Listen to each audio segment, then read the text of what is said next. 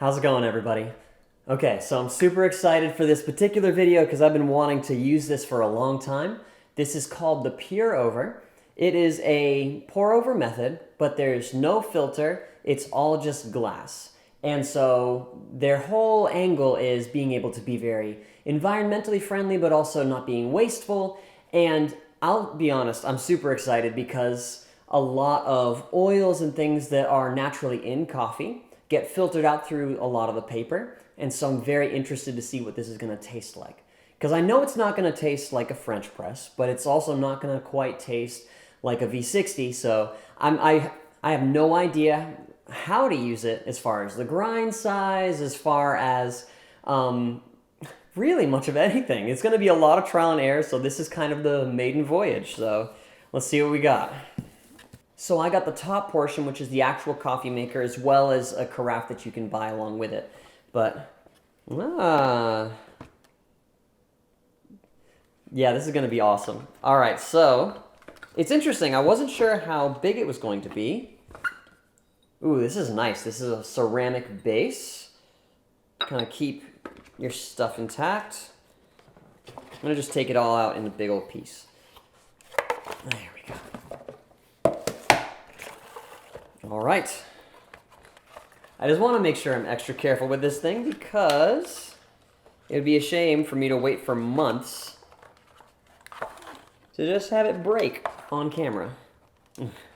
So this was something that I found on Kickstarter. Well, it was honestly probably Instagram that took me to Kickstarter, but this is definitely one of the most intriguing things I've ever seen on Kickstarter. So we've got our little coffee maker there. This is a little tray for basically helping to regulate the water flow. So as you're pouring on top of this, it goes on top of the coffee bed and it kind of evenly saturates the grounds, at least it's supposed to. And we've got a cute little glass stirring one too. That's kind of fun. All right, so that's that. This should be pretty straightforward. It's just the carafe, but yeah. But man, it's really nice looking. This is gonna look great on, if you get this, it's going to look great on a counter. It's going to look great wherever you choose to store it or display it. I would definitely recommend displaying it. All right, and it's the mug. I call it a carafe because I don't imagine myself drinking from this. I prefer ceramic, but it goes here, this goes there. And you've got yourself kind of like this little coffee tower situation. So, yeah, oh my gosh, this is so cool. Because this has just been, it's been a long time. It's been since, it's been since 2020 that I ordered this. And so they finally started shipping. So this is something that I have been imagining for a long time. Okay, so there are actually a couple of instructions that come in as far as some suggestions, recommendations. They say to use 210 degrees Fahrenheit for water, which is kind of interesting. The bloom phase is apparently supposed to be about 20 seconds. We're going to start with what they recommend, 20 grams of coffee, and then we're going to kind of keep going from there. But because this is such a new brewing method, obviously, there's going to be lots of trial and error. But what I do want to start with is I want to start with some of their recommendations. That way we can kind of doctor the recipe ourselves based on our own preferences and things like that. All right, 20 grams. Now the thing that I'm curious about is whether or not this coffee, based on the brewing method, is going to naturally want to oversaturate because of how slow the water flow is going to be. So, because there's no standard unit of measurement currently for like how much is coarse or grind or medium, what I'm going to do is I'm going to start with what I would do for a Chemex. So 30 clicks on my Comandante. All right, so based on the math, if we're going to do 10 ounces of water, that's about 280 grams. So considering we're using 20 grams of coffee, that's about a 1 to 14 ratio, which is a little not quite exactly like what you would do for a V60 or Chemex, so that's interesting. We'll see how that all kind of factors in for sure. All right, again, ooh, give it a little shake. So there's already a bit of grounds that kind of made it to the bottom, but that doesn't mean that they'll make it to the bottom while it's brewing. I'm optimistic. All right, so 210 degrees. I'm really interested to see how long each step of this is going to take. I'm going into severely uncharted water, so I'm going to give myself a lot of grace as far as how this is going to taste.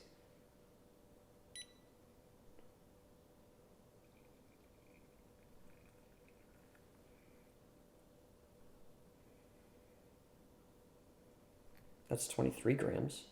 I feel like the bloom should be larger than that. We're going to go to 42. It's because...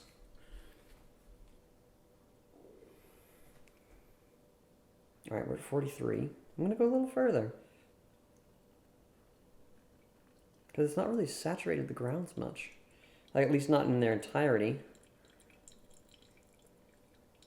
I'm doing these little pulse pours because it just seemed like there wasn't a proper opportunity for a bloom phase because it didn't really get all the grounds with that little water. Might have panicked, but it's okay. It's very interesting because it's like a French press in the sense that it's rising to the top like there's a crust. Oh, this is going to be very interesting. 283 grams at 1 minute and 5 seconds. And now I'm going to give it a little stir because they said so. Woo, the glass is hot, folks. All right.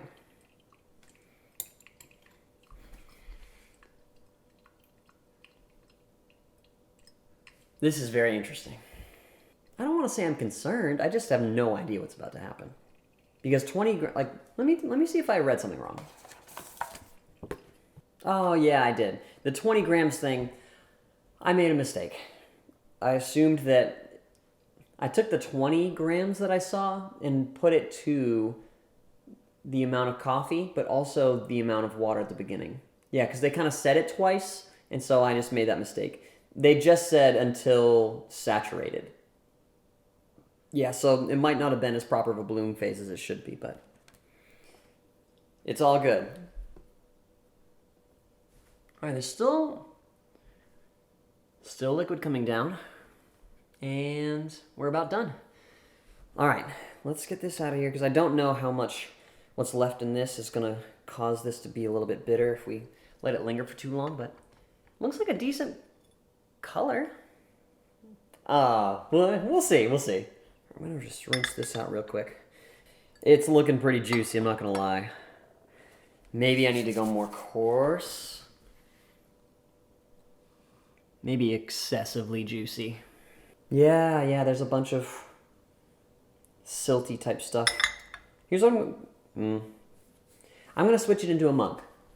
I'm going to put it in a different mug, and maybe I can get some of the stuff to stay inside of this little carafe thing. My problem is I don't want to go too coarse because the water's just going to flow right through this thing like crazy, and it's a decent color.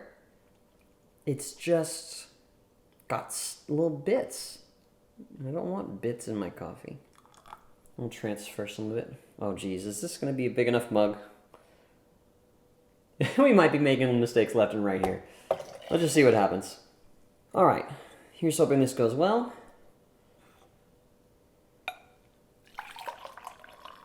Ugh, I knew it.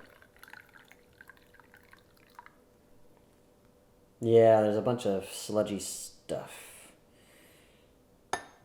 We're gonna be okay. Still, it might still be a good tasting cup of coffee. I don't know. Either way, it's gonna be an unusual experience. Plus some cream, some sugar, and cover a multitude of sins. All right, let's give this a try. We're just gonna dive in.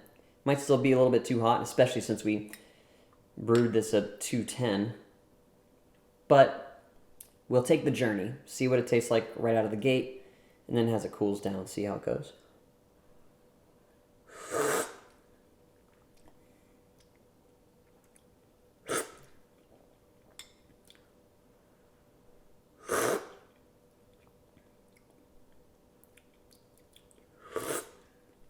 It's really not bad. It is a little filmy, but I think they kind of want that. Actually, in one of the videos where they were describing how the coffee feels, they described a chewy texture, and I definitely get that. There's this, you're definitely getting this kind of filmy sensation from the oils, but it's just, I was expecting for it to be a more familiar sensation because of having French press. I don't know. It's an interesting start. Might be a little oversaturated though. We'll see what happens as it chills down though. Cools down. It's such an interesting mouthfeel. I just wish, okay, maybe it is a little oversaturated, and so maybe there is a little grace because there's some bits, and the bits are not something that I would want to have at the end of my drinking experience. So maybe, because this regulates the amount of water that kind of hits the grounds. Like you're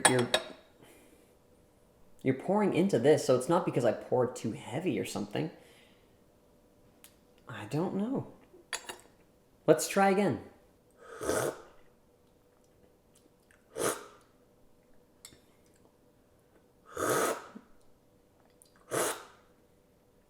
Yeah, it's coming more into its own. That's a nice sip. That's interesting. There is a little bit of bitterness, which I'm actually kind of thankful for, which means I can go a little coarser. So I started at 30 clicks, so I can go a little bit higher. And I got a pretty decent grinder, so yeah, there's fines in nearly every grinder, but especially the more coarse you get. But this is going to be a good enough grinder to get a good cup of coffee out of the Pure Over. I feel like that's definitely going to be a thing.